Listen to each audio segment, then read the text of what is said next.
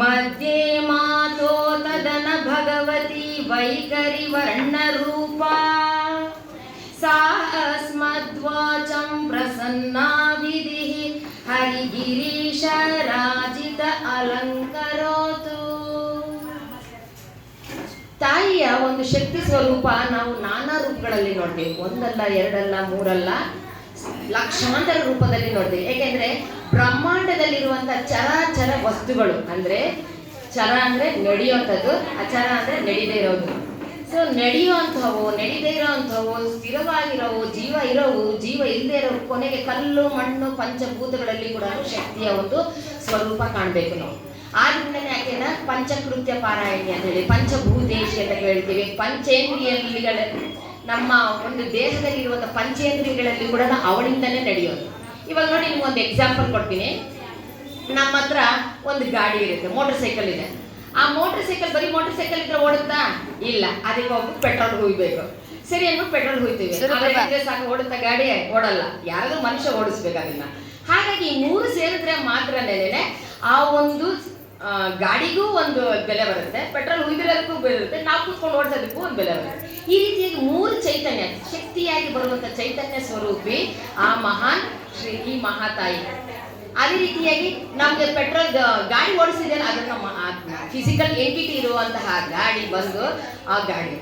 So ಈ ಮೂರು ಆತ್ಮ, ನಮ್ಮ ದೇಹ ಮತ್ತು ಶಕ್ತಿ ಮೂರು ಇದ್ದರೆ ಮಾತ್ರನೇ ದೇವಿಯನ್ನಾಗಲಿ, ಭಗವಂತನನ್ನಾಗಲಿ, ವಿಷ್ಣುವನ್ನಾಗಲಿ, ಶಿವನನ್ನಾಗಲಿ ನೋಡಲಿಕ್ಕೆ ಸಾಧ್ಯ.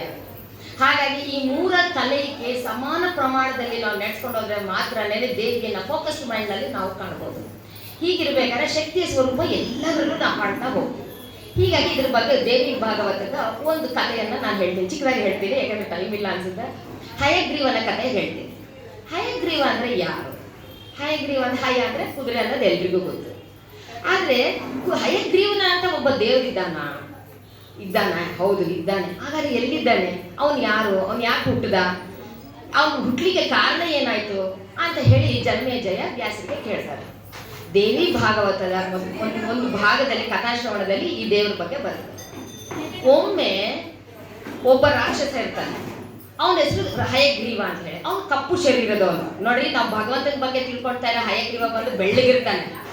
ಈ ಹಯಗ್ರೀವ ಅನ್ನೋ ಒಬ್ಬ ರಾಕ್ಷಸ ಕಪ್ಪಗಿರ್ತಾನೆ. ಇವನು ಹಯಗ್ರೀವ ಅಂತ ಏನಕ್ಕೆ ಹೆಸರು ಕೊಡ್ತಾರೆ ಅಂದ್ರೆ, ನೋಡಿ, ಕತ್ತಿಂದ ಮೇಲ್ಗಡೆ ಇರೋದನ್ನ ಗ್ರೀವ ಅಂತ ಕರಿತೀವಿ. ಅಂದ್ರೆ ಮುಂಡವನ್ನ ಅದನ್ನ ಗ್ರೀವ ಅಂತ ಕರಿತೀವಿ. ಹಯನ ತಲೆ ಅಂದ್ರೆ ಕುದುರೆ ತಲೆಯನ್ನ ಇಟ್ಕೊಂಡಿರೋನು ಯಾರು ಅಂದ್ರೆ ಅವನು ಹಯಗ್ರೀವ ಅಂತ ಹೇಳ್ತೀವಿ. ಅಲ್ಲಿ ಇದೆಲ್ಲ ಶರೀರ ಎಲ್ಲ ಮನುಷ್ಯ, ತಲೆ ಮಾತ್ರ, ಈ ಗ್ರೀವ ಮಾತ್ರ ಕುದುರೆ. ಅವನು ಕಪ್ಪುಗಿರ್ತಾನೆ, ಅವನು ತುಂಬಾ ಬಲಶಾಲಿಯಾಗಿರ್ತಾನೆ, ಶಕ್ತಿಶಾಲಿಯಾಗಿರ್ತಾನೆ. ಅವನು ಏನ್ ಮಾಡ್ತಾನೆ, ಒಂದು ಸರಿ ಎಲ್ಲ ದೇವತೆಗಳ ಮೇಲೆ, ಇಂದ್ರನ ಮೇಲೆ, ಮಾನವರ ಮೇಲೆ, ಭೂಮಿಯ ಮೇಲೆ, 14 ಬ್ರಹ್ಮಾಂಡಗಳು ಅಂದ್ರೆ ಬ್ರಹ್ಮಾಂಡದ ಮೇಲೆ, ವಿಶ್ವದ ಮೇಲೆ ಎಲ್ಲ ಫೈಟ್ ಮಾಡ್ತಾ ಎಲ್ಲರನ್ನು ಸೋಲಿಸ್ತಾ ಎಲ್ಲರಿಗೂ ಕಷ್ಟ ಕೊಡ್ತಾ ಇರ್ತಾನೆ. ಆವಾಗ ಯೋಚನೆ ಮಾಡ್ತಾರೆ, ಎಲ್ಲ ದೇವತೆಗಳು ಇಂದ್ರನನ್ನು ಕೂಡ ಓಡಿಸ್ಬಿಡ್ತಾರೆ. ಅಲ್ಲಿಂದ ಓಡಿಸ್ಬಿಟ್ಟು ಅವನು ಹೇಳ್ತಾರೆ, ಬಂದು ಇಂದ್ರ ಕೇಳ್ತಾನೆ, ಎಲ್ಲ ಬ್ರಹ್ಮನ ಹತ್ರ ಹೋಗಿ ಹೇಳ್ತಾರೆ, ಸ್ವಾಮಿ ನಮ್ಗೆ ಯಾರು ನೋಡ್ಕೊಳ್ಳೋರಿಲ್ಲ, ಹಯಗ್ರೀವ ಓಡಿಸ್ಬಿಡ್ತಿದ್ದಾನೆ, ನಮ್ಗೆ ಎಲ್ಲೋ ಭೂಮಿ ಮೇಲೆ ನಮ್ಗೆ ಎಲ್ಲೂ ಜಾಗ ಇಲ್ಲ, ದಯವಿಟ್ಟು ಏನಾದರೂ ನಮ್ಮನ್ನ ರಕ್ಷಿಸ್ರಿ ಅಂತ ಕೇಳ್ತಾರೆ. ಆಗ ಆ ಸ್ವಾಮಿ ಹೇಳ್ತಾರೆ, ನನ್ನಿಂದ ಏನು ನಡೆಯೋದಿಲ್ಲ, ಇದು ನಾವು ಹೋಗ್ಬಿಟ್ಟು ಕ್ಷೀರಸಾಗರದಲ್ಲಿ ಮಲಗಿರುವಂತಹ ವಿಷ್ಣುವಿನನ್ನ ಕೇಳ್ಕೊಳ್ಳೋಣ ಅಂತ ಹೇಳ್ತಾರೆ. ಸರಿ ಅಂತ ಹೇಳಿ ವಿಷ್ಣು ದೇವರ ಹತ್ರ ಹೋಗ್ತಾರೆ. ವಿಷ್ಣು ದೇವರು ಹೇಳ್ತಾನೆ, ನಿಮ್ಮ ಕಷ್ಟಗಳನ್ನು ನಾನು ತೀರಿಸ್ತೀನಿ, ಯೋಚನೆ ಮಾಡಬೇಡಿ ಅಂತ ಹೇಳಿ ವಿಷ್ಣು ದೇವ ಬರ್ತಾನೆ. ಬಂದು ಈ ಹಯಗ್ರೀವನ ರಾಕ್ಷಸನ ಜೊತೆ ಯುದ್ಧ ಮಾಡ್ತಾನೆ. ಎಷ್ಟು ವರ್ಷಗಳ ಕಾಲ ಯುದ್ಧ ಮಾಡ್ತಾನೆ? ನಮ್ಮ ತರ 1 ವರ್ಷ 2 ವರ್ಷ 10 ವರ್ಷ ಅಲ್ಲ, 10,000 ವರ್ಷಗಳು, ದಶಸಹಸ್ರ ವರ್ಷಗಳಷ್ಟು ಯುದ್ಧ ಮಾಡ್ತಾನೆ. ಆ ಹಯಗ್ರೀವನ ರಾಕ್ಷಸ ಸುಸ್ತೇ ಆಗಲ್ಲ. ಅವನಿಗೆ ಫೈಟ್ ಮಾಡ್ತಾನೆ ಇರ್ತಾನೆ, ಯುದ್ಧ ಮಾಡ್ತಾನೆ ಇರ್ತಾನೆ, ದೇವತೆಗಳು ಸಾಯ್ತಾನೆ ಇರ್ತಾರೆ. ಅವ್ರು ಸಾಯ್ತಾ ಇದ್ರೆ ಏನ್ ಮಾಡ್ಲಿಕ್ಕೂ ಆಗೋದಿಲ್ಲ, ಅವ್ರು ಸೋಲ್ತಾನೆ ಇರ್ತಾರೆ. ಆಗ ಭಗವಂತ ಯೋಚನೆ ಮಾಡ್ತಾನೆ, ಇವನ ಶಕ್ತಿಯ ಹಿಂದೆ ಏನೋ ಒಂದು ಅಪಾರ ಶಕ್ತಿಯೇ ಇರಬೇಕು. ಆದ್ರಿಂದ ಈತನಿಗೆ ಒಂದು ಚೂರು ಕೂಡ ಸುಸ್ತು ಕೂಡ ಆಗ್ತಾ ಇಲ್ಲ, ಇದ್ರ ವಿಷಯ ತಿಳ್ಕೊಳ್ಳೋಣ ಅಂತ ಹೇಳ್ಬಿಟ್ಟು ತನಗಿಂತ ಹೆಚ್ಚಿನದಂತಹ ಆಗಿರುವಂತಹ ಶಕ್ತಿ, ಅಂದ್ರೆ ತ್ರಿಮೂರ್ತಿಗಳನ್ನು ಕೂಡ ಸೃಷ್ಟಿ ಮಾಡಿದಂತಹ ಶಕ್ತಿ ಈ ಮಹಾಶಕ್ತಿ. ಅಂತಹ ಮಹಾಶಕ್ತಿಯನ್ನ ಧ್ಯಾನ ಮಾಡಿದ್ರೆ ನನಗೆ ಇವ್ರಿಗೆ ಉತ್ತರ ಸಿಗುತ್ತೆ ಅಂತ ಹೇಳ್ಬಿಟ್ಟು ಆತ ಏನ್ ಮಾಡ್ತಾನೆ, ಸ್ವಲ್ಪ ಆಯಾಸ ಕೂಡ ಆಗುತ್ತೆ ಆತನಿಗೆ. ಆಯಾಸ ಮಾಡ್ಲಿಕ್ಕೆ ಆಯಪ್ಪ ಏನ್ ಮಾಡ್ತಾನೆ, ಯಾರಿಗೂ ಹೇಳ್ದಂಗೆ, ಅಲ್ಲಿರುವಂತ ದೇವತೆಗಳಿಗಾಗ್ಲಿ ಯಾರಿಗೂ ಹೇಳ್ದಂಗೆ ಆ ಯುದ್ಧ ಭೂಮಿಯಿಂದ ಬಂದ್ಬಿಡ್ತಾನೆ. ಬಂದ್ಬಿಟ್ಟು ಆ ಕ್ಷೀರಸಾಗರದ ಹತ್ರ ಒಂದು ಸಣ್ಣದ ಜಾಗ, ಪವಿತ್ರವಾದ ಒಂದು ಸ್ಥಳದಲ್ಲಿ ಬಂದು ಕೂತ್ಕೊಳ್ತಾನೆ. ಕೂತ್ಕೊಂಡು ಧ್ಯಾನ ಸಮಾಧಿಗೆ ಹೋಗ್ತಾನೆ. ಏನಿದೆ ಧ್ಯಾನ ಸಮಾಧಿ ಅಂದ್ರೆ, ಕೂತ್ಕೊಂಡೆ ಧ್ಯಾನ ಮಾಡ್ತಾನೆ. ನಿದ್ರೆ ಮಾಡುವಂತಹ ಒಂದು ಸ್ಥಿತಿಯನ್ನ ಧ್ಯಾನ ಸ್ಥಿತಿ ಅಂತ ಕರಿತೀವಿ, ಸಮಾಧಿ ಸ್ಥಿತಿ ಅಂತ ಕರಿತೀವಿ. ಈಗ ಭಗವಂತ ಏನ್ ಮಾಡಿದ್ರೆ, ಶ್ರೀಮನ್ನಾರಾಯಣ ಕೂತ್ಕೊಂತಾರೆ, ಕಣ್ಣು ಮುಚ್ಕೊಂತಾರೆ, ಧ್ಯಾನ ಮಾಡ್ತಾ ಕೂತ್ಕೊಂತಾರೆ. ಇದ್ದಕ್ಕಿದ್ದಂಗೆ ಅವ್ರಿಗೆ ತುಂಬಾ 10 ವರ್ಷದಿಂದ ಯುದ್ಧ ಮಾಡಿದಾರಲ್ವಾ, ಸಾಕಾಗಿರುತ್ತಲ್ಲ.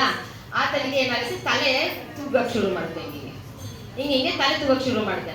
ಆತ ಅದಕ್ಕೆ ಏನ್ ಮಾಡ್ತಾನೆ, ತಲೆ ತೂಗ್ತಿದೆಯಲ್ಲ, ಸ್ವಲ್ಪ ನಿದ್ದೆ ಬೇರೆ ಬರ್ತಿದೆ ಅಂತ ಹೇಳ್ಬಿಟ್ಟು ಆತ ಏನ್ ಮಾಡ್ತಾನೆ, ತನ್ನ ಜೊತೆ ಇರುವಂತಹ ಬಿಲ್ಲಿರುತ್ತಲ್ಲ, ಇಂದ್ರಧನಸ್ಸು ಇರುತ್ತಲ್ಲ, ಆ ಇಂದ್ರಧನಸ್ಸನ್ನ ತಗೊಂಡು ಅದಕ್ಕೆ ಆ ದಾರವನ್ನ ಕಟ್ತಾರೆ.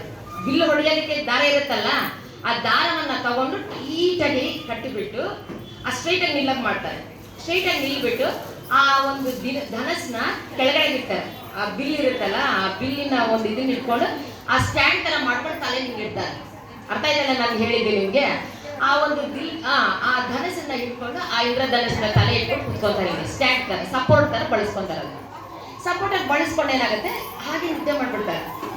ಅದು ಇಷ್ಟು ನಿದ್ದೆ ಮಾಡ್ತಾರೆ ಅನ್ನೋದು ಗೊತ್ತಾಗೋದಿಲ್ಲ, ಅದು ಹಾಗೆ ಇರ್ತಾರೆ, ಧ್ಯಾನ ಸ್ಥಿತಿಗೆ ಹೋಗ್ಬಿಟ್ಟಿದ್ದಾರೆ.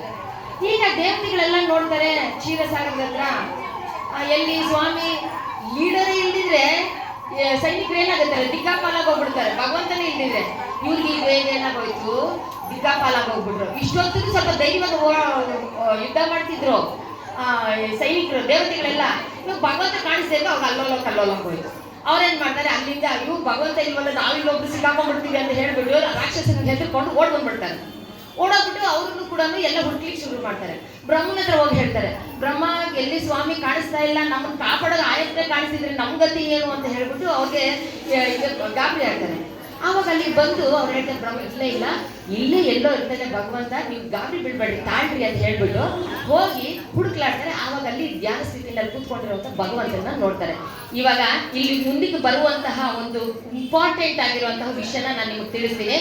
ಸೊ ಗಮನ ಇಟ್ಟು ಕೇಳಿ, ಮುಂದಕ್ಕೆ ಬರುವಂತ ಇದು ಕೆಲಸ. ಏನ್ ಮಾಡ್ತಾರೆ, ಕೂತ್ಕೊಂತಾರೆ. ಕೂತ್ಕೊಂಡು ನೋಡ್ತಾರೆ ಭಗವಂತ ಕೂತ್ಕೊಂಡಿರೋದು. ಇದೇನಪ್ಪ ಸ್ವಾಮಿ ಕೂತ್ಕೊಂಡು ನಿದ್ದೆ ಮಾಡ್ತಾರೆ. ಸ್ವಾಮಿಗೆ ನಿದ್ರೆ ಇದೆಯಾ, ಸ್ವಾಮಿಗೆ ಸುಸ್ತಾಗತ್ತಾ? ಇಲ್ಲ ಇದು ಯಾವುದೋ ಒಂದು ಮಾಯೆಗೆ ಒಳಪಟ್ಟಿರೋನು. ಯಾವತ್ತೂ ಭಗವಂತನಿಗೆ ಸುಸ್ತು ಅನ್ನೋದಾಗಲ್ಲ, ಭಗವಂತನಿಗೆ ಯಾವ ಮಾಯೆಗೂ ಸಿಲುಕದೇ ಇರೋನು. ಅಂತಂದ್ರೆ ಆಯಪ್ಪ ಈ ತರ ಕೂತಿದ್ದಾನೆ, ನಿದ್ರಾಸ್ಥಿತಿನಲ್ಲಿ ಇದ್ದಾನೆ ಅಂದ್ರೆ ಇದರಿಂದ ಏನೋ ಇದೆ. ತಾಳು ಹೇಗೆ ಎಬ್ಬಿಸ್ಬೇಕು, ಇವಾಗ ಎಬ್ಬಿಸ್ಬೇಕು. ನಿದ್ರೆ ಮಾಡ್ತಿದ್ದಾನೆ, ಧ್ಯಾನ ಮಾಡ್ತಿದ್ದಾನೆ, ಸಮಾಧಿ ಸ್ಥಿತಿನಲ್ಲಿದೆ, ಎಬ್ಬಿಸೋರು ಯಾರು? ಬ್ರಹ್ಮನ್ಗೆ ಹೇಳ್ತಾರೆ, ಬ್ರಹ್ಮ ಎಬ್ಬಿಸಪ್ಪ ಅವ್ರನ್ನ. ಬ್ರಹ್ಮ ಹೇಳ್ತಾರೆ, ಇಲ್ಲಪ್ಪ ನಾನು ಎಬ್ಬಿಸೋದಿಲ್ಲ, ನಾನೇ ಕಟ್ಕೊಳ್ಳಿ, ಅದು ಬ್ರಹ್ಮಹತ್ಯ ಪಾಪಕ್ಕೆ ಸಮ, ನಿದ್ರೆ ಮಾಡುವವರನ್ನ ಎಬ್ಬಿಸಬಾರ್ದಂತೆ. ನೋಡ್ರಿ 4 ವಿಷಯ ಹೇಳ್ತಾರೆ. ಒಂದು, ನಿದ್ರೆ ಮಾಡುವವರನ್ನ ಎಬ್ಬಿಸಿದ್ರೆ ಬ್ರಹ್ಮಹತ್ಯಾ ದೋಷ ಒಂದು. ಇಲ್ಲ ಗಂಡ ಹೆಂಡತಿ ಮಧ್ಯದಲ್ಲಿ ಯಾರಾದ್ರೂ ತಂದಿಟ್ಟು ಜಗಳ ನೋಡ್ತಾರೆ ನೋಡ್ರಿ, ಅದು ಕೂಡ ದೊಡ್ಡ ಪಾಪ. 3ನೇದು, ತಾಯಿ ಮಗುವನ್ನ ಬೇರೆ ಮಾಡ್ತಾರೆ ನೋಡ್ರಿ, ಅದಕ್ಕಿಂತ ದೊಡ್ಡ ಪಾಪ ಯಾವುದೂ ಇಲ್ಲ. 4ನೇದು, ಅತಿ ಮುಖ್ಯವಾಗಿರೋದು, ಎಲ್ಲೇ ಪ್ರವಚನಗಳು, ಕೀರ್ತನೆಗಳು, ಗಾಯನಗಳು ನಡೀತಿದ್ರೆ ಅಲ್ಲಿ ಯಾವುದೇ ರೀತಿ ಡಿಸ್ಟರ್ಬೆನ್ಸ್ ಮಾಡಬಾರ್ದಂತೆ. ಮಾಡಿದ್ರೆ ಅಂದ್ರೆ ಅದು ಕೂಡ ಬ್ರಹ್ಮಹತ್ಯೆ ಪಾತಕಕ್ಕೆ ಸಮಾನ. ಯಾಕೆಂದ್ರೆ ಕೆಲವರು ಧ್ಯಾನದಿಂದ ಕೇಳ್ತಿರ್ತಾರೆ, ಅವ್ರನ್ನ ಡಿಸ್ಟರ್ಬ್ ಮಾಡಿದ್ರೆ ಬೇರೆಯವ್ರಿಗೂ ಡಿಸ್ಟರ್ಬ್ ಆಗುತ್ತೆ, ಹೇಳೋರ್ಗೂ ಡಿಸ್ಟರ್ಬ್ ಆಗುತ್ತೆ. ಅದಕ್ಕೆ ದೇವಿ ಭಾಗವತನ ಹೇಳ್ಬೇಕಾದ್ರೆ 100% ಪುಣ್ಯ ಯಾವ ಡಿಸ್ಟ್ರಿಬ್ಯೂಟ್ ಆಗುತ್ತೆ ಅಂದ್ರೆ 25% ಹೇಳೋರ್ಗೆ, 25% ಕೂತ್ ಕೇಳೋರ್ಗೆ, 25% ಪ್ರೋತ್ಸಾಹ ಕೊಟ್ಟಿರ್ತಾರಲ್ಲ ಅವ್ರಿಗೆ, 25% ಇಷ್ಟ ಇಲ್ಲಿಂದ ಕೂತ್ಕೊಂಡು ಕೇಳ್ತಿದ್ದೆ, ಅಟ್ಲೀಸ್ಟ್ ಪ್ರಸಾದ ಸಿಗುತ್ತೆ, ಹೋಗಿ ತಿನ್ಕೊಂಡು ಹೋಗ್ಬೋದು ಅಂತಾರಲ್ಲ ಅವ್ರಿಗೆ. ಸೊ 100% ಈಕ್ವಲ್ ಆಗಿ ಡಿಸ್ಟ್ರಿಬ್ಯೂಟ್ ಆಗುತ್ತೆ. ಆದ್ರಿಂದ ದೇವಿ ಭಾಗವತ ಅಷ್ಟು ಇಂಪಾರ್ಟೆನ್ಸ್ ಕೊಡ್ತಾರೆ, ಆಯ್ತಾ? ಎಲ್ಲ ಭಾಗವತನು ಇಂಪಾರ್ಟೆಂಟ್ ಇಲ್ಲ ಅಂದಿಲ್ಲ. ಯಾಕಂದ್ರೆ ದೇವಿ ಭಾಗವತ 18 ಸ್ಕಂದ, 18,000 ಶ್ಲೋಕಗಳಿದ್ರು ಕೂಡ ಅಷ್ಟೇ ಶ್ಲೋಕಗಳು ಕೃಷ್ಣನ ಭಾಗವತದಲ್ಲೂ ಇದೆ. ಕೃಷ್ಣ ಭಾಗವತ ಮತ್ತು ದೇವಿ ಭಾಗವತ ಎರಡೂ ಕೇಳ್ಕೊಂಡ್ರೆ ಪೂರ್ಣ ಭಾಗವತ ಆಗುತ್ತೆ. ಸೊ ಸಮಯ ಸಿಕ್ಕಿದಾಗ ಯಾವಾಗಾದ್ರೂ ಬಂದು ನಾನು ಇಲ್ಲಿ ಹೇಳ್ತೀನಿ, ಆಯ್ತಾ? ನನ್ಗೆ ಒಂದು ಅವಕಾಶ ಸಿಕ್ಕಿದ್ರೆ. ಹಾಗಾಗಿ ಅವ್ರು ಹೇಳ್ತಾರೆ, ಇಲ್ಲಪ್ಪ ನಾನು ಹೋಗಿ ಭಗವಂತನ ಎಬ್ಬಿಸೋದಿಲ್ಲ. ಯಾಕಂದ್ರೆ ಭಗವಂತ ಮೊದಲೇ ಶಕ್ತಿಶಾಲಿ ಅಂತಂದ್ರೆ ಆತನ ಒಂದು ನಿದ್ರಾಭಂಗಕ್ಕೆ ತಗೊಂಡು ನಾನು ದೊಡ್ಡ ಪ್ರಾರ್ಥನೆ ಮಾಡೋದಿಲ್ಲ. ಎಲ್ಲರೂ ಹೋಗಿ ಶಿವನ್ಗೆ ಹೇಳ್ತಾರೆ, ಶಿವ ನೀನಾದ್ರೂ ಎಬ್ಬಿಸಪ್ಪ ಅಂತಾರೆ. ಶಿವ ಹೇಳ್ತಾನೆ, ಎಂತ ಮಾತು ಹೇಳ್ತಿದ್ಯಪ್ಪ ನೀನು, ಸೃಷ್ಟಿಕರ್ತ ನೀನೇ ಇಂದ. ನಾನು ಭಗವಂತನಲ್ಲಿ ಲೀನವಾಗವನು. ಯಾಕಂದ್ರೆ ಪ್ರಳಯ ಕಾಲದಲ್ಲಿ ವಿಷ್ಣು ಶಿವನನ್ನು ಮತ್ತೆ ರುದ್ರನಲ್ಲಿ ಬ್ರಹ್ಮನನ್ನು ಇಬ್ಬರು ಕೂಡ ಲೀನವಾಗಿಸ್ಕೊಂಡ್ಬಿಡ್ತಾನೆ. ಆಮೇಲೆ ಪ್ರಳಯ ಆಗೋಗೋದು.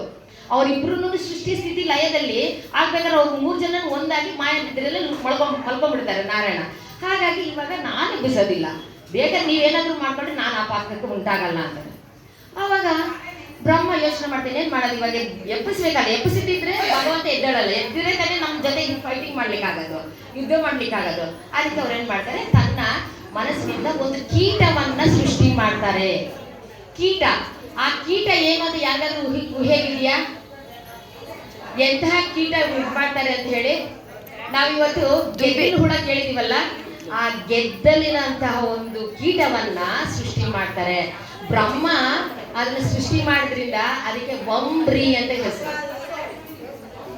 ಅಕ್ಕ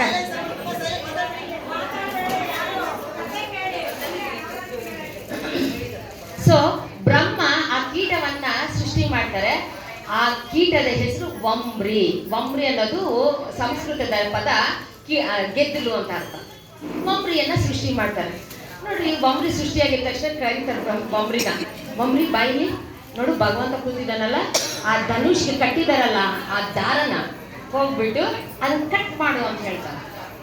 ವಂಬ್ರಿ ಒಂದು ಕ್ಷಣ ಯೋಚನೆ ಮಾಡುತ್ತೆ, ಬ್ರಹ್ಮದೇವ ಎಂತಹ ಕೆಲಸ ನನಗೆ ಕೊಡ್ತಾ ಇದೀಯಾ, ನೀವು ಆದ್ರೂ ಚೆನ್ನಾಗಿ ಸೇಫ್ ಆಗಿರ್ಬೇಕು, ನನಗ್ ಮಾತ್ರ ಇದು ಪಾಪದ ಕೆಲಸ ಕೊಡ್ತಿದ್ದೀರಾ ಅಂತಾರೆ. ಎಲ್ರಿಗೂ ಆಶ್ಚರ್ಯ ಆಗುತ್ತೆ, ಏನಪ್ಪ ಇದು, ಇನ್ನ ಈಗ ಹುಟ್ಟಿದೆ ಜಂತು, ಅದು ಕೀಟ, ಆಗ್ಲೇ ಇದಕ್ಕೆ ಇಷ್ಟೊಂದು ಬುದ್ಧಿ ಬಂದ್ಬಿಡ್ತಾ ಅಂತ ಕೇಳ್ತಾರೆ. ಹೌದು, ಅದಕ್ಕೆ ಅಂತಹ ದಿವ್ಯ ಜ್ಞಾನ ಬರ್ಲಿಕ್ಕೆ ಕಾರಣ ಅದು ಕ್ಷೀರಸಾಗರದ ಹತ್ರ ಹುಟ್ಟಿರೋದಿಕ್ಕೆ. ಅದಕ್ಕೆ ನೋಡ್ರಿ, ಕ್ಷೀರಸಾಗರದಲ್ಲಿ ಯಾವುದೇ ಪ್ರಾಣಿಗಳು ಹುಟ್ಲಿ ಅವು ತಕ್ಷಣ ಮಾತಾಡ್ತವೆ. ಯಾವ್ದ್ರಿ, ಒಂದು ಐರಾವತ ಮಾತಾಡುತ್ತೆ, ಕಲ್ಪವೃಕ್ಷ ಮಾತಾಡುತ್ತೆ, ಇದು ಕುದುರೆ, 5 ತಲೆ ಕುದುರೆ ಇರುತ್ತಲ್ಲ ಅದು ಮಾತಾಡುತ್ತೆ. ಈ ತರ ಎಲ್ಲಾ ಪ್ರಾಣಿ ಪಕ್ಷಿಗಳನ್ನು ಮಾತಾಡುತ್ತೆ. ಯಾಕೆಂದ್ರೆ ಕ್ಷೀರಸಾಗರದಲ್ಲಿ ಹುಟ್ಟಿರೋದ್ರಿಂದ. ಅದಕ್ಕೆ ದಿವ್ಯ ಜ್ಞಾನ ಬಂದ್ಬಿಡ್ತು. ಆ ವಂಬ್ರಿಗೆ ಹೇಳ್ತಾನೆ, ಇಲ್ಲ ನೀನು ಏನಾದರೂ ಮಾಡಿ ನೀನು ಕಟ್ ಮಾಡ್ಬೇಕಪ್ಪ, ಇದ್ರಲ್ಲಿ ನಮ್ಮ ಒಂದು ಉಳಿವಿಗೆ ಕಾರಣ ಭಗವಂತನೇ ಬರಬೇಕು, ಆದ್ರಿಂದ ನೀನು ಹೋಗಿ ಕಟ್ ಮಾಡು ಅಂತ ಹೇಳ್ತಾರೆ. ಇಲ್ಲಪ್ಪ, ಇಲ್ಲ ಇಲ್ಲ ಇಲ್ಲ, ನಾನಂತ ಮಾಡೋದಿಲ್ಲ, ಅಂತ ಕೆಲಸ ನಾನು ಮಾಡ್ಲಿಕ್ಕೆ ಚಾನ್ಸೇ ಇಲ್ಲ, ನೀವೇನ ಮಾಡ್ಕೊಳ್ರಿ ಅಂತ. ನಿಮ್ಗಾದ್ರೆ ನಿಮ್ಗೆ ಏನೋ ಒಳಿತು ಆಗ್ಬೇಕು, ಅದಕ್ಕೋಸ್ಕರ ನನಗೆ ಈ ತರ ಕೆಲಸ ಮಾಡಿಸ್ತಿದ್ದೀರಾ ಅಂತ ಹೇಳ್ತಾರೆ. ಏನು ಒಳಿತು ಅಂತಂದ್ರೆ, ಈ ಭಗವಂತನ ಹೋಗಕ್ ಮುಂಚೆ ಅವರು ಅಂಬ ಯಾಗವನ್ನ ಮಾಡ್ಲಿಕ್ಕೆ ರೆಡಿ ಮಾಡ್ಕೊಂಡಿರ್ತಾರೆ. ಅವು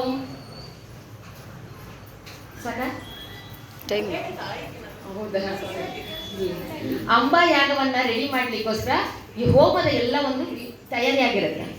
ಅದ್ರಲ್ಲಿ ಹವಿಸದೆಲ್ಲ ಹಾಕೋದು ಭಗವಂತನ ಸೇರೋದಕ್ಕಲ್ವಾ. ಅದಕ್ಕೆ ಅವ್ರು ಹೇಳಿದ್ರೆ, ನೀವು ಮಾತ್ರ ಅಂಬಾ ಯಾಗದಲ್ಲಿ ಪಾಲ್ಗೊಂಡು ಎಲ್ಲ ಒಂದು ಅದಕ್ಕೆ ಬರುವಂತ ಫಲ ನೀವು ತಗೊಳ್ತೀರಾ, ನನಗೆ ಮಾತ್ರ ಬ್ರಹ್ಮಹತ್ಯೆ ಪಾತಕವನ್ನ ನನಗೆ ಕೊಡ್ತೀರಾ? ಇಲ್ಲ ಇಲ್ಲ ಇಲ್ಲ, ನಾನು ಮಾಡೋದಿಲ್ಲ. ಅವಾಗ ಅಲ್ಲಿ ಬುದ್ಧಿವಂತನಪ್ಪ ಈ ವಂಬ್ರಿ, ಪರವಾಗಿಲ್ಲ, ಇವತ್ತನ್ನು ಹುಟ್ಟಿರೋದಕ್ಕೆ ಎಷ್ಟೊಂದು ಜನ ಬಂದ್ಬಿಟ್ಟಿದೆ ಅಂತ ಹೇಳ್ಬಿಟ್ಟು ಬ್ರಹ್ಮ ನಸುನ ಕೇಳ್ತಾನೆ, ನೀನೇ ಸುಮ್ಮನೆ ಮಾಡ್ಬೇಡಪ್ಪ, ನಾನು ನಿನ್ಗೆ ಯಾವುದೇ ಪಾಪ ಬರದೇ ಇರೋ ಹಾಗೆ ನಿಮಗೆ ನೋಡ್ಕೊತೀನಿ. ಪ್ಲಸ್ ಅದಕ್ಕೇನಂತೆ, ಯಾವುದೇ ಕೀಟಗಳಿಗೆ ಪಾಪ ಇರೋದಿಲ್ವಂತೆ. ಅವೇನೇ ಮಾಡ್ತಾರೆ ಯಾಕಂದ್ರೆ ಅವ್ರಿಗೆ ಬುದ್ಧಿ ಇಲ್ಲ. ಪಾಪ ಅಂತ ಬರೋದು ಯಾರಿಗೆ ಗೊತ್ತಾ? ಬುದ್ಧಿಜೀವಿಗಳಿಗೆ, ಹೈಲಿ ಇಂಟೆಲಿಜೆನ್ಸ್ ಪ್ರಾಣಿಗಳಿಗೆ ಮಾತ್ರ. ಯಾರು? ನಾವೇ ತಾನೇ ಹೈಲಿ ಇಂಟೆಲಿಜೆನ್ಸ್. ಹಾಗಾಗಿ ನಾವು ನಮ್ಗೆಲ್ಲ ಚೆನ್ನಾಗಿ ಗೊತ್ತು, ಬ್ರೈನ್ ತುಂಬಾ ಚೆನ್ನಾಗಿ ಡೆವಲಪ್ ಆಗಿದೆ. ಅವು ಬ್ರೈನ್ಗಳಿರಲ್ಲ, ಅವು ಏನೇನು ಊಟಕ್ಕೋಸ್ಕರ ಬಳಸ್ಕೊಳ್ಳೋದು. ಆದ್ರಿಂದಾನೆ ಯಾವ ಕೀಟಗಳಿಗೂ ಪಾಪಿಗಳು ಆಗೋದಿಲ್ಲ ಅವರು. ಹಾಗಾಗಿ ನಿಮ್ಗೆ ಏನು ಪಾಪ ಬರೋದಿಲ್ಲ.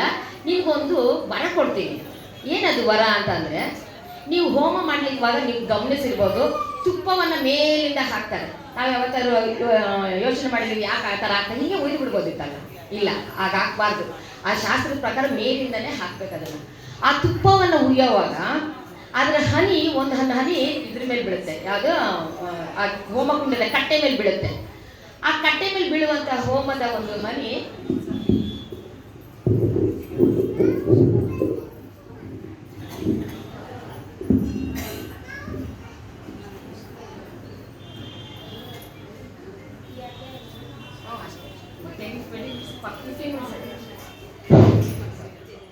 ಸೊ ಆ ಹೋಮದ ಕುಂಡದ ಮೇಲೆ ಬೀಳುವಂತಹ ಆ ತುಪ್ಪದ ಹನಿ ನಿನಗೆ ನೀ ತಗೋ, ನಿಂದ ಆ ಭಾಗ ಅಂತ ಹೇಳಿದ್ದಾರೆ.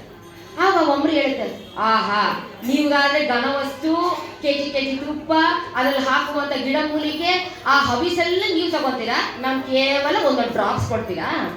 ಇಲ್ಲ, ನಾನು ಒಪ್ಪೋದಿಲ್ಲ. ಅದಕ್ಕೆ ನಮ್ಮ ಗಿಡಿ ಕೀಟ ಜಂತುಗೆ ಇಷ್ಟು ಮಾತ್ರ ನಾವು ಒಪ್ಪೋದಿಲ್ಲ ಅನ್ನುತ್ತೆ. ಅದಕ್ಕೆ ಇನ್ನೊಂದು ಚೂರು ಲಂಚ ಕೊಡೋಕೆ ಶುರು ಮಾಡ್ತಾರೆ. ಅಲ್ಲಿಂದಲೇ ಲಂಚ ಶುರು ಆಗಿದ್ದು ಅನ್ಸುತ್ತೆ, ಗೊತ್ತಿಲ್ಲ. ಸೊ ಅದು ಹೇಳುತ್ತೆ, ಇಲ್ಲ ನಮ್ಗಿನ್ನ ಏನಾದರೂ ಕೊಡಬೇಕು, ನಮಗೆ ನಮ್ಮ ಭಾಗಕ್ಕೆ ಕೊಡಬೇಕು ಅಂತ. ಸರಿ, ಒಂದು ಕೆಲಸ ಮಾಡೋದು, ಭೂಮಿ ಮೇಲೆ ಬಿದ್ದಿರುವಂಥ ಎಲ್ಲ ದ್ರವವು ನಿಮಗೆ ಅಂತ ಹೇಳಿದೆ.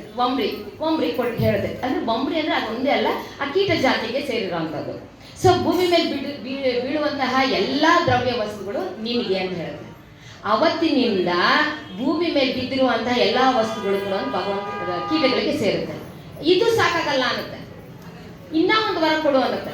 ಏನು ಕೊಡಬೇಕು ಅಂತ ಯೋಚನೆ ಮಾಡಬೇಕಾದ್ರೆ ಬ್ರಹ್ಮ ಹೇಳ್ತಾನೆ, ಎಷ್ಟೋ ಜನ ನಾವು ಪುಸ್ತಕಗಳನ್ನು ಓದ್ದಂಗೆ ಎತ್ಕೊಂಡು ಶೇಖರಣೆ ಮಾಡ್ಕೊಂಡು ಮನೇಲಿ ಇಟ್ಬಿಟ್ಟಿರ್ತೀವಿ, ಬಳಸೋದಿಲ್ಲ ನಾವು ಅದನ್ನು.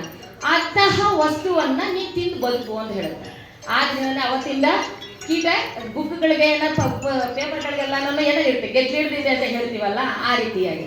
ಸೊ ಈ ಮೂರನ್ನು ಕೊಟ್ಟ ಮೇಲೆ ಅದಕ್ಕೆ ಖುಷಿ ಆಗುತ್ತೆ, ಒಮ್ಮೆ ಖುಷಿ ಆಗುತ್ತೆ. ಸರಿ ಆಗುತ್ತೆ, ನಾನು ಮಾಡ್ತೀನಿ ಇವಾಗ ನಿಮ್ಮ ಕೆಲಸ, ಏನು ಬೇಕೋ ಮಾಡ್ತೀನಿ ತಾಳ್ರಿ ಅಂತ ಹೇಳ್ಬಿಟ್ಟು ನಿಧಾನವಾಗಿ ಹೋಗ್ಬಿಟ್ಟು ವಿಷ್ಣು ಮಲಗಿರುವಂತ ಅವ್ರು ಏನು ಹೇಳ್ತಾರೆ, ನೀನು ದಾರ ಕಚ್ಚು. ಆ ಕಚ್ಚಿದ ತಕ್ಷಣ ಏನಾಗುತ್ತೆ, ಆ ಬಿಲ್ ಕೆಳಗಡೆ ಬಿದ್ದುಬಿಡುತ್ತೆ, ಬಿದ್ದಾಗ ಭಗವಂತ ಎಚ್ಚರಿಕೆ ಆಗುತ್ತೆ ಅಂತ ಹೇಳ್ತಾರೆ. ಸಾಮಾನ್ಯವಾಗಿ ನಾವು ತಲೆ ಇಟ್ಟು ಮಲ್ಕೊಂಡಾಗ ದಿಮ್ ಹೇಳಿದ್ರೆ ಎಚ್ಚರಿಕೆ ಆಗೋಗ್ಬಿಡುತ್ತಲ್ಲ, ಇವರು ಅದೇ ಥರನೇ ಯೋಚನೆ ಮಾಡ್ತಾರೆ. ನೀನು ಹೋಗಿ ದಾರ ಕಂಡು ಅವಾಗ ಬಿಲ್ ಕೆಳಗಡೆ ಬಿದ್ದುಬಿಡುತ್ತೆ, ಭಗವಂತ ಎದ್ದು ಹೇಳ್ತಾನೆ, ನಮ್ಮ ರಕ್ಷಣೆಗೆ ಬರ್ತಾನೆ ಅಂತ ಹೇಳಿ. ಸರಿ, ಅವಾಗ ಏನು ಮಾಡ್ತೀವಿ, ನಿಧಾನವಾಗಿ ಹೋಗುತ್ತೆ. ಆ ಬಿಲ್ಲಿ ಧನಸ್ ಮೇಲೆ ನಿಮ್ಗೆ ತಲೆ ಇಟ್ಕೊಂಡು ಮಲಗಿದಾನೆ ಭಗವಂತ, ಹೋಗ್ಬಿಟ್ಟು ನಿಧಾನವಾಗಿ ಅದು ಕಚ್ಚಿಬಿಡುತ್ತೆ. ಕಚ್ಚಿದ್ದೇ ತಡ ಅದು ಕಟ್ಟಾಗೋಗುತ್ತೆ. ಕಟ್ಟಾಗಿದ ತಕ್ಷಣ ಒಂದು ದೊಡ್ಡ ಶಬ್ದ ಬಂದ್ಬಿಡುತ್ತೆ, ಪ್ರಳಯದಷ್ಟು ದೊಡ್ಡ ಶಬ್ದ ಬಂದ್ಬಿಡುತ್ತೆ. ಯಾಕಂದ್ರೆ ಟೈಟಾಗಿ ಕಟ್ಟಿರೋದು ಸ್ವಿಂಗ್ ಕಟ್ ಮಾಡಿದ ತಕ್ಷಣ ಏನಾಗುತ್ತೆ, ಆ ಬಿಲ್ಲು ಎಗರ್ಬಿಡುತ್ತೆ, ಎಕ್ಸ್ಪೆಂಡ್ ಆಗುತ್ತೆ ಅಲ್ವಾ. ಅದು ಆ ಎಕ್ಸ್ಪೆಂಡ್ ಆಗಿದ್ದ ಕಾರಣ ಇಲ್ಲಿ ಏನಾಗುತ್ತೆ, ಈ ಕತ್ತಿನ ಪೋರ್ಷನ್ ಎಗರೋಗ್ಬಿಡುತ್ತೆ. ಸುಂದರವಾದಂತಹ ಭಗವಂತನ ಚರ್ಯೆ, ಆ ಕುಂಡಲಗಳು, ಆ ಕಿರೀಟ, ತಲೆನಲ್ಲಿ ಹಣೆನಲ್ಲಿದ್ದಂತಹ ಕಸ್ತೂರಿ ತಿಲಕ, ಆ ಕಮಲದಂತಹ ಕಣ್ಣುಗಳು ಯಾವುದು ಇಲ್ಲದೆ ಸಡನ್ನಾಗಿ ಕತ್ತು ಫುಲ್ಲಿ ಎದುರು ಬಿಡುತ್ತೆ. ಎಲ್ಲೋಗಿ ಎದುರು ಬಿಡುತ್ತೋ ಗೊತ್ತಿಲ್ಲ, ಸಮುದ್ರದಲ್ಲಿ ಮುಳುಗೋಗ್ಬಿಡುತ್ತೆ. ಈಗ ಭಗವಂತನ ದೇಹ ಮಾತ್ರ ಇದೆ. ಎಲ್ರಿಗೂ ಗಾಬರಿ ಆಗುತ್ತೆ. ಎಂತಹ ಶಬ್ದ ಅಂದರೆ ಗುಡುಗು ಮಿಂಚು ಬರುತ್ತೆ. ಬೆಟ್ಟಗಳ ಮೇಲಿದ್ದಂತಹ ದೊಡ್ಡ ದೊಡ್ಡ ಬಂಡೆಗಳು ಉರುಳು ಬೀಳುತ್ತವಂತೆ. ಸಮುದ್ರ ಭೂಮಿಯನ್ನ ಆವರಿಸ್ಕೊಂಡ್ಬಿಡುತ್ತಂತೆ. ಗಿಡ ಮರಗಳೆಲ್ಲ ಅಪ್ರೂಟ್ ಆಗೋದು ಅಂತ, ಅಂದರೆ ಬೇರೆ ಸಮೇತ ಮೇಲ್ಗಡೆ ಎದ್ದು ಬಿಡುತ್ತೆ, ಸುಂಟ್ರ ಗಾಳಿ ಎದ್ದು ಬಿಡ್ತಾರೆ. ಅಂತಹ ಭಯಂಕರವಾದಂತಹ ಪ್ರಕೃತಿ ವಿಕೋಪ ಉಂಟಾಗುತ್ತೆ. ದೇವತೆಗಳಿಗೆಲ್ಲ ಗಾಬರಿ ಆಗುತ್ತೆ, ಆಘಾತ ಆಗುತ್ತೆ, ಶಾಕ್ ಆಗುತ್ತೆ. ಅವ್ರು ಯೋಚನೆ ಮಾಡಿದ್ರೆ, ಎಂಥ ಕೆಲಸ ಮಾಡಿಬಿಟ್ವಿ ನಾವು, ಭಗವಂತನ ಒಂದು ಅವತಾರಕ್ಕೆ ಈ ಥರ ಮಾಡಿಬಿಟ್ವೆ, ಅವನನ್ನು ಶಿರವನ್ನಷ್ಟೇ ಹೋಯ್ತೆ ಅಂತ ಹೇಳ್ಬಿಟ್ಟು ಅವ್ರಿಗೆ ಅಳಕ್ಕೆ ಶುರು ಮಾಡ್ತಾರೆ. ಗಾಬರಿ ಆಗುತ್ತೆ, ಕೈಕಾಲು ಆಡೋದಿಲ್ಲ, ಒಂದೇ ಸತಿ ಎಲ್ಲರೂ ಶಾಪ್ ಹಾಕಿ ಕುತ್ಕೊಂಡು ಅಳಕ್ಕೆ ಶುರು ಮಾಡ್ತಾರೆ. ಎಷ್ಟೊತ್ತು ಹೇಳ್ತಾರೋ ಗೊತ್ತಿಲ್ಲ. ಆವಾಗ ಯಾಕಂದರೆ ಪರಮಾತ್ಮ ಆವಾಗ ಬಂದು ಬೃಹಸ್ಪತಿಗಳು, ದೇವತೆಗಳ ಗುರುಗಳು ಬಂದ್ಬಿಟ್ಟು, ಏನು ಕಳ್ತೀರಾ, ಎಷ್ಟು ಹತ್ರ ಇಷ್ಟೇನೆ, ಇದು ಈ ಥರ ಆಗಬೇಕಾದ್ರೆ ನಮ್ಮಿಂದ ಏನೋ ಒಂದು ಕಾರಣ ಇರುತ್ತೆ. ಆ ಕಾರಣಕ್ಕೆ ವಿಷಯ ತಿಳ್ಕೊಳ್ಳೋಣ, ಪರಿಹಾರ ಹುಡ್ಕೋಣ, ಭಗವಂತನಿಗೆ ಮತ್ತೆ ನಾವು ಜೀವ ತರೋಣ ಅಂತ ಹೇಳಿಬಿಟ್ಟು ಚರ್ಚೆ ಮಾಡ್ತಾರೆ. ಚರ್ಚೆ ಮಾಡಿ ಏನು ಮಾಡ್ತಾರೆ, ಇದಕ್ಕಿಂತ ನಮಗಿಂತ ತ್ರಿಮೂರ್ತಿಗಳಿಗೂ ದೇವತೆಗಳಿಗೂ ಎಲ್ಲದಕ್ಕಿಂತ ಅತೀತವಾದ ಒಂದು ಶಕ್ತಿಯನ್ನು ಸ್ಮರಣೆ ಮಾಡ್ತಾರೆ. ಅದೇ ಆ ಮಹಾನ್ ಶಕ್ತಿ ಶ್ರೀ ಭಗವತಿಯನ್ನು ಸ್ತುತಿ ಮಾಡ್ತಾರೆ. ಅದರಲ್ಲೇ ನಾವು ದೇವಿ ಸ್ತುತಿಯನ್ನು ಬರ್ತೇವೆ. ಸ್ತುತಿ ಮಾಡಲಿಕ್ಕೆ ಅವರೊಬ್ಬರೇ ನಿಂತ್ಕೊಳ್ಳಲ್ಲ. ಬ್ರಹ್ಮನಿಂದ ಇರುವಂತಹ ವೇದಗಳು ಹೊರಗಡೆ ಬರ್ತವೆ ಪುರುಷ ರೂಪದಲ್ಲಿ. 4 ಜನ ಪುರುಷ ರೂಪದಲ್ಲಿ ಬಂದು ಆ ಋಗ್ವೇದ, ಯಜುರ್ವೇದ, ಸಾಮವೇದ, ಅಥರ್ವಣ ವೇದ ಬಂದು ಒಬ್ಬೊಬ್ರು ಸ್ತುತಿ ಮಾಡ್ತಾರೆ ದೇವತೆಗಳನ್ನ. ಋಗ್ವೇದ ಹೇಳುತ್ತೆ, ತಾಯಿ ನಿನ್ನಂತಹ ಸ್ವರೂಪಿ, ನಿನ್ನಂತಹ ಗುಣದವಳು, ನಿನ್ನಂತಹ ರೂಪದವಳು, ನಿನ್ನಂತಹ ವರ್ಣದವಳು, ನಿನ್ನಂತಹ ಶಕ್ತಿಶಾಲಿ, ನಿನ್ನಂತಹ ಪಂಚಕೃತ ಪಾರಾಯಣಿ ಎಲ್ಲೂ ನಾವು ಕಂಡಿಲ್ಲ. ಅಂತಹ ಮಹಾಶಕ್ತಿನ ಹೊಗಳ್ತಾರೆ. ಋಗ್ವೇದ ಹೇಳುತ್ತೆ, ನಿನ್ನಂತಹ ಒಂದು ಏನದು ಪ್ರಕೃತಿನಲ್ಲಿರುವಂತಹ ಯಾವುದೇ ಒಂದು ಶಕ್ತಿಗೆ ಅತೀತವಾಗಿರುವಂಥದ್ದು ಯಾವುದು ಮತ್ತೊಂದಿಲ್ಲ ಅಂತ ಒಬ್ಬೊಬ್ರು ಒಂದೊಂದು ವರ್ಣ ಮಾಡ್ತಾರೆ. ಆಗ ಸಾಮವೇದ ಹೇಳುತ್ತೆ, ತಾಯಿ ನನಗೆ ಕೊಟ್ಟಿರುವಂತಹ ಶಕ್ತಿ ಕೇವಲ ನಿನ್ನನ್ನು ಆರಾಧನೆ ಮಾಡಲಿಕ್ಕೆ. ಸಾಮವೇದದಲ್ಲಿ ಸಾಮಾನ್ಯವಾಗಿ ಸಂಗೀತ, ನೃತ್ಯ, ಕಲೆಗಳಿಗೆ ಸಂಬಂಧಪಟ್ಟಿರೋದು. ಆ ಎಲ್ಲ ಕಲೆಗಳನ್ನು ಕೂಡ ನಿನ್ನಿಂದನೇ ಹುಟ್ಟೋದು. ಯಾಕಂದರೆ ಇವತ್ತು ಸರಸ್ವತಿ ಇಲ್ಲ ಅಂತಂದರೆ ಆಕೆಯ ಒಂದು ಸ್ವರಗಳ ಒಂದು ನುಡಿ ಇಲ್ಲ ಅಂದರೆ ಪ್ರಳಯ ಆಗೋಗ್ಬಿಡುತ್ತೆ, ನಿಂತೋಗ್ಬಿಡುತ್ತೆ. ಹಾಗಾಗಿ ಪ್ರತಿಯೊಂದು ಕೂಡ ಹುಟ್ಟೋದು ಸಾಮವೇದದಿಂದ. ಆ ಸಾಮವೇದದ ಕೂಡ ಹೊಗಳುತ್ತೆ. ಅಥರ್ವಣ ಹೇಳುತ್ತೆ, ತಾಯಿ ನನಗೆ ಭಾಷೆ ಬರಲ್ಲ, ಲ್ಯಾಂಗ್ವೇಜ್ ಬರೋದಿಲ್ಲ, ಓದ್ಲಿಕ್ಕೆ ಬರೋದಿಲ್ಲ, ಟೈಮ್ ಇಲ್ಲ, ಹಣ ಇಲ್ಲ, ಹಾಗಾಗಿ ನೀನನ್ನ ಕೇವಲ ನಾನು ಪೂಜೆ ಮಾಡ್ತೀನಿ, ಸ್ತುತಿ ಮಾಡ್ತೀನಿ, ಇಲ್ಲ ಸ್ತುತಿ ಮಾಡ್ಲಿಕ್ಕೆ ಆಗಲಿಲ್ಲ ಪ್ರದಕ್ಷಿಣೆ ನಾನು ಮಾಡ್ತೀನಿ, ಇವ್ರು ವ್ರತವನ್ನಾದ್ರೂ ಮಾಡ್ತೀನಿ ಅಂತ ಹೇಳ್ಬಿಟ್ಟು ದುಡ್ಡಿರೋ ವ್ರತ ಮಾಡ್ತಾರೆ, ಏನು ಇಲ್ಲ ಇರೋ ಪ್ರದಕ್ಷಿಣೆ ಹಾಕ್ತಾರೆ, ಏನಿಲ್ಲ ನಿಂತಿರೋ ಜಾಗದಲ್ಲಿ ಧ್ಯಾನ ಮಾಡ್ತಾರೆ, ಕನಿಷ್ಠ ಪಕ್ಷ ಶ್ರವಣನಾದ್ರೂ ಮಾಡ್ತಾರೆ. ಈ ರೀತಿಯಾಗಿ 4 ವೇದಗಳು ಕೂಡ ತಾಯಿಯನ್ನ ಸ್ತುತಿ ಮಾಡ್ತಾರೆ. ಆಗ ತಾಯಿಗೆ ತುಂಬ ಖುಷಿಯಾಗಿ ಬರ್ತಾಳೆ. ಒಂದು ಮಂತ್ರ ಇದೆ, ಅದು ದೇವಿ ಸ್ತುತಿ ಅಂತ ಕೇಳಿರ್ಬೋದು ನೀವು. ಆ ಸ್ತುತಿ ಹೇಳಿದ್ಮೇಲೆ ತಾಯಿ ಕಾಣಿಸ್ಕೊಳಲ್ಲ, ಕೇವಲ ಅಶರೀರವಾಣಿದಲ್ಲಿ ಕೇಳಿಸ್ಕೊಂಡು. ಯಾಕೆ ಇಷ್ಟೆಲ್ಲ ಸ್ತುತಿ ಮಾಡಿದ್ರು ಕೂಡ ತಾಯಿ ಕಾಣಿಸ್ತಿಲ್ವೇ? ಕಾರಣ ಬ್ರಹ್ಮ ಮತ್ತು ಕೆಲವು ದೇವತೆಗಳು ಅಷ್ಟು ಕಾನ್ಸಂಟ್ರೇಷನ್ ಅಲ್ಲಿ ಕೇಳಲಿಲ್ಲ. ಆ ವೇದಗಳು ಅಷ್ಟು ಸ್ತುತಿ ಮಾಡ್ತಾ ಇದ್ರೆ ಅವ್ರ ಗಮನ ಎಲ್ಲ. ಯಾಕೆ ದುಃಖದಲ್ಲಿ ಏನು ಹೇಳಬೇಕು ಅಂತ ಗೊತ್ತಾಗೋದಿಲ್ಲ, ದುಃಖದಲ್ಲಿ ನಾವು ಮನಸ್ಸು ಬ್ಲ್ಯಾಂಕ್ ಆಗೋಗ್ಬಿಡುತ್ತೆ. ಆವಾಗ ದುಃಖದಲ್ಲಿ ನಾವು ಏನು ಮಾಡ್ತಿದ್ದೀವಿ, ಏನು ಹೇಳ್ತಿದ್ದೀವಿ, ಕೊನೆ ಪಕ್ಷ ಒಂದು ಮಂತ್ರ ಕೂಡ ಬರೋದಿಲ್ಲ. ಅದಕ್ಕೆ ಅವ್ರು ಹೇಳೋದು, ಕೆಲವರು ಮೋಕ್ಷವನ್ನು ತಗೋಬೇಕಾದ್ರೆ, ಸಾಯ್ಬೇಕಾದ್ರೆ ನಾವು ಕೊನೆಯ ಒಂದು 45 ಸೆಕೆಂಡ್ಗಳು ನಮಗೆ ನರಕ ಯಾತನೆ ಆಗುತ್ತಂತೆ. ಆ ನರಕ ಯಾತನೆಯಿಂದ ಹೊರಗಡೆ ಬರಬೇಕು ಅಂತ ಅಂದ್ರೆ ನಾವು ಸದಾ ಕನಿಷ್ಠ ಪಕ್ಷ 50 ವರ್ಷ ಆದ್ಮೇಲಾದ್ರೂ ನಾವು, ಯಾಕಂದ್ರೆ ಇಷ್ಟು ವರ್ಷ ನಾವು ಫ್ಯಾಮಿಲಿನಲ್ಲಿ ಇರ್ತೀವಿ, ಸಾಂಸಾರಿಕದಿರಲ್ಲ, ಅಟ್ಲೀಸ್ಟ್ 50 ವರ್ಷ ಆದ್ಮೇಲಾದ್ರೂ ನಾವು ಭಗವಂತನ ಸ್ಮರಣೆಯಲ್ಲಿ ಕಿವಿಗೆ ಬೀಳ್ತಾ ಏನಾಗುತ್ತೆ ಅಂದ್ರೆ, ನಾವು ಹೋಗ್ಬೇಕಾದ್ರೆ ನಾವು ಆ ಒಂದು ಸ್ಮರಣೆಯಲ್ಲಿ ಇರ್ತೀವಿ ಅಂದ್ರೆ ನಮ್ಗೆ ಯಾವ ದುಃಖ ಆಗೋದಿಲ್ಲ. ಹಾಗಾಗಿ ಈ ಒಂದು ಸ್ಮರಣೆಯಲ್ಲಿ ನಾವು ಅವರ ದೇವಿ ಬಂದು ಕಾಣಿಸ್ಕೊಡಲ್ಲ, ಕೇಳ್ಕೊಂತಾರೆ. ಯಾಕೆ ಕಾಣಿಸ್ತಿಲ್ಲ ನಮಗೆ ದೇವಿ, ಬರೀ ಅಶರೀರವಾಣಿ ಕೇಳ್ತಿದೆ ಅಂತ ಅಂದ್ರೆ, ಈ ಕೆಲವು ಲೋಪದೋಷಗಳಿರೋದ್ರಿಂದ ನಾನು ನಿಮಗೆ ಕಾಣಿಸ್ಕೊಂಡಿಲ್ಲ, ಈ ಲೋಪದೋಷಗಳನ್ನು ನೀವು ಸರಿ ಮಾಡ್ಕೊಳ್ಳಿ, ಆಮೇಲೆ ನಾನು ಕಾಣಿಸ್ಕೊಳ್ತೀನಿ ಅಂತ ಹೇಳಿ ನೀವು ಇವಾಗ ಮಾಡಬೇಕಾಗಿರೋ ಕಾರ್ಯ ಏನು ಅಂತಂದರೆ, ಇವಾಗ ಯಾಕೆ ಈ ಥರ ತಲೆ ಛೇದ ಆಯಿತು ಅಂತಂದರೆ, ಹಿಂದೆ ಆ ಹಯಗ್ರೀವನ ರಾಕ್ಷಸ ಇದ್ನಲ್ಲ, ಅವನೊಂದು ವರ ಕೇಳಿರ್ತಾನೆ. ಶ್ರೀಮ್ ಅಂತ ಒಂದು ಅಕ್ಷರವನ್ನ, ಬೀಜಾಕ್ಷರವನ್ನ 1000 ವರ್ಷಗಳ ಕಾಲ ತಪಸ್ಸು ಮಾಡಿ ಆತ ಏನ್ ಮಾಡ್ತಾನೆ, ದೇವಿಯನ್ನು ಒಲಿಸ್ಕೊಂಡು ಆಕೆ ಎದುರು ಒಂದು ವರವನ್ನ ಕೇಳ್ಕೊಂಡಿರ್ತಾನೆ. ನನಗೆ ಮರಣ ಇಲ್ಲದೆ ಇರುವಂತಹ ಒಂದು ವರವನ್ನ ಕೊಡುವಂತ. ಆದ್ರೆ ಸೃಷ್ಟಿ ಸ್ಥಿತಿ ಲಯ ಅಂತ ಒಂದು ವಸ್ತು ಒಳಗಾಗ್ಲೇಬೇಕು, ಹಾಗಾಗಿ ಹುಟ್ಟಿರೋ ಜೀವ ಲಯ ಆಗ್ಲೇಬೇಕು ಅಂತ ಹೇಳ್ಬಿಟ್ಟು ಆ ಥರ ಎಲ್ಲ ವರ ಕೊಡ್ಲಿಕ್ಕೆ ಆಗೋದಿಲ್ಲ ಅಂತ ಯೋಚನೆ ಮಾಡ್ತಾನೆ. ಏನಂತ ವರ ಕೇಳ್ಕೋಬೇಕು ಅಂತ ಹೇಳಿದಾಗ, ನನ್ನ ಮುಖ ಹೇಗಿದ್ರು ಕುದುರೆ ಮುಖ ಕೇಳ್ತಾನೆ ಭಗವತಿನ. ತಾಯಿ ಇನ್ನೊಬ್ರು ಯಾರಾದ್ರೂ ನಂತರದವನು ಅವನ ಅಂತ. ಅದಕ್ಕೆ ತಾಯಿ ಯೋಚನೆ ಮಾಡಿ, ಇದುವರೆಗೂ ಇಲ್ಲಪ್ಪ ಅಂತ ಹೇಳಿ, ಇದುವರೆಗೂ ಇಲ್ಲ ಅಂತ ಹೇಳುತ್ತಾಳೆ. ಹಾಗಾದ್ರೆ ನನ್ನಂಥ ರೂಪದಿಂದವನಿಂದಾನೆ ನಮಗೆ ಸಂಹಾರ ಆಗ್ಲಿ ಅಂತ ಹೇಳಿ ಅವನು ಕೇಳ್ಬೋದು, ಮರಣ ಆಗ್ಲಿ ಅಂತ ಹೇಳ್ತಾರೆ. ತಟ್ಟಾಸ್ತು ಅಂತ ದೇವಿ ಹೇಳ್ಬಿಡ್ತಾರೆ. ಆ ಒಂದು ವರವನ್ನ ಪಡ್ಕೊಂಡು ಬಂದಿನವನು ಈಗ ಇಡೀ ಲೋಕವನ್ನ ಅವನು ಜಯಿಸ್ಲಿಕ್ಕೆ ಟ್ರೈ ಮಾಡ್ತಾನೆ. ನೋಡ್ರಿ, ಆತನಿಗೆ ವರ ಕೊಡ್ಲಿಕ್ಕೆ ಬಂದಾಗ ದೇವಿ ಕಪ್ಪು ರೂಪದಲ್ಲಿ ಬಂದಿದ್ಲಂತೆ. ನೋಡಿ, ಮೋಕ್ಷಕ್ಕಾಗಿ ಯಾರು ಬೇಡ್ಕೊಂತಾರೋ ಅವ್ರಿಗೆ ದೇವಿ ಬೆಳ್ಳಗೆ ಸುಂದರ ರೂಪದಲ್ಲಿ ಕಾಣಿಸ್ಕೊಂತಾರೆ. ಯಾರು ಸಂಪದ ಐಶ್ವರ್ಯ ಅಂತ ಕೇಳಬೇಕು ಅಂತ ಪೂಜೆ ಮಾಡ್ತಾರೆ ಅವ್ರಿಗೆ ಕೆಂಪು ಕಾಣಿಸ್ಕೊಂತಾಳೆ. ಯಾರು ಒಂದು ಇಡೀ ಲೋಕವನ್ನೇ ತನ್ನ ಕೈನಲ್ಲಿ ಇಟ್ಕೊಂಡು ದರ್ಪದಲ್ಲಿ ಆಳ್ಬೇಕು ಅಂತ ಅನ್ಕೊಂಡು ಮಾಡ್ತಾರಲ್ಲ ಅವ್ರಿಗೆ ಕಪ್ಪು ಕಾಣಿಸ್ಕೊಂತಾಳಂತೆ. ಹಾಗಾಗಿ ದೇವಿ ಈತನಿಗೆ ಕಪ್ಪು ರೂಪಿನಲ್ಲಿ ಸಿಂಹವಾಹಿನಿಯಾಗಿ 10 ಭುಜಗಳಲ್ಲಿ ಬಂದು ಆತನಿಗೆ ವರ ಕೊಟ್ಟು ಹೋದ್ಲು. ಈಗ ಆ ವರದಿಂದ ಅವನೇನ್ ಮಾಡ್ತಾನೆ, ಇಡೀ ಸೃಷ್ಟಿಯನ್ನ ಅಲ್ಲೊಲ್ಲ ಕಲ್ಲೊಲ್ಲ ಮಾಡ್ತಿದ್ದಾನೆ. ಈಗ ಹುಟ್ಟಬೇಕಲ್ಲ ಒಬ್ಬ, ಅದೇ ರೂಪದಲ್ಲಿ ಹುಟ್ಟಬೇಕಲ್ಲ. ಆದ್ರಿಂದ ಆತ ಏನ್ ಮಾಡ, ಒಂದ್ಸರಿ ಏನಾಯ್ತಂತೆ, ಕ್ಷೀರಸಾಗರದಲ್ಲಿ ಭಗವಂತ ಆ ಶೇಷಶಯನನ ಮೇಲೆ ಮಲಗಿದ್ದಾಗ ತನ್ನ ಹೆಂಡತಿ ಲಕ್ಷ್ಮೀ ದೇವಿ, ಸುರಸುಂದರಿ, ಎಲ್ಲರಿಗಿಂತ ಸುರಸುಂದರಿ ಅಂದ್ರೆ ಲಕ್ಷ್ಮೀ ದೇವಿ, ಆಕೆ ಏನ್ ಮಾಡಿದ್ರೆ ಕಾಲು ಹೊತ್ತಿಂದ ಇಬ್ಬರು ಕೂತ್ಕೊಂಡಿದ್ದಾರೆ. ಆಕೆ ಕಣ್ಣಿಗೆ ಕಪ್ಪು ಹಚ್ಚಿದ್ದಾರೆ. ಆ ಕಪ್ಪು ಏನಾಗಿದೆ, ಸ್ವಲ್ಪ ಮಟ್ಟಿಗೆ ಅದು ಇಲ್ಲಿ ಕೆನ್ನೆ ಮೇಲೆ ಬಂದು ಬಿದ್ದಿದೆ, ಕೆನ್ನೆ ಮೇಲೆ ದೃಷ್ಟಿ ಬುಟ್ಟಿ ತರ ಕೂತಿದೆ. ಅಲ್ಲ ಶ್ರೀಮನ್ ನಾರಾಯಣ ನೋಡ್ತಾನೆ, ಸ್ವಲ್ಪ ನಸು ನಗ್ತಾನೆ, ಅಷ್ಟೇ ಮಾಡೋದು, ಜಾಸ್ತಿ ಏನು ಆಗಲ್ಲ, ಅಂತ ನಗ್ತಾನೆ, ಸ್ಮೈಲ್ ಮಾಡ್ತಾನೆ. ಈಕೆಗೆ ಇದ್ದಕ್ಕಿದ್ದಂಗೆನೇ ಮನಸ್ಸಿನಲ್ಲಿ ಯಾಕೋ ಒಂದು ಅನುಮಾನ ಶುರುವಾಗೋಗುತ್ತೆ. ಯಾಕೆಂದ್ರೆ ಕಾಲದ ಪ್ರಭಾವ, ಕಾಲ ನಮ್ಗೆ ಏನೇ ಹೇಳೋದು ಮನಸ್ಸಲ್ಲಿ ಬರುವಂತಹ ಒಂದು ವಿಷಯವಾಗಿ ಕಾಲಕ್ಕೆ ಸಂಬಂಧಪಟ್ಟಿರೋದು. ಆ ಟೈಮ್ ಹೆಂಗಿರುತ್ತೆ ಹೇಳಲಿಕ್ಕಾಗಲ್ಲ. ಆ ಸಮಯದಲ್ಲಿ ಆಕೆಗೆ ಅವನ ಮೇಲೆ ಅನುಮಾನ ಬಂದಂತೆ. ಏನಂತ ಅನುಮಾನ ಬಂದ್ರೆ, ನನ್ನ ಗಂಡ ಸುಮ್ಮನೆ ಶ್ರೀಮನ್ ನಾರಾಯಣ ನಗ್ತಾನೆ ಅಂದ್ರೆ ಯಾರಾದ್ರೂ ಏನೋ ಸೌತಿನ ತಗೊಂಡ್ಬರ್ತಾನೆ ಅಂತ ಯೋಚನೆ ಮಾಡಲ್ಲ. ಏಕೆಂದ್ರೆ ಒಂದು ಹೇಳ್ತಾರೆ, ವಿಧವೆ ಆದ್ರೂ ಚಿಂತೆ ಇಲ್ಲ, ಸೌತಿ ಕಾಟ ಮಾತ್ರ ನನಗೆ ಬೇಡ ಅಂತ ಹೇಳಿದ್ದಾರೆ.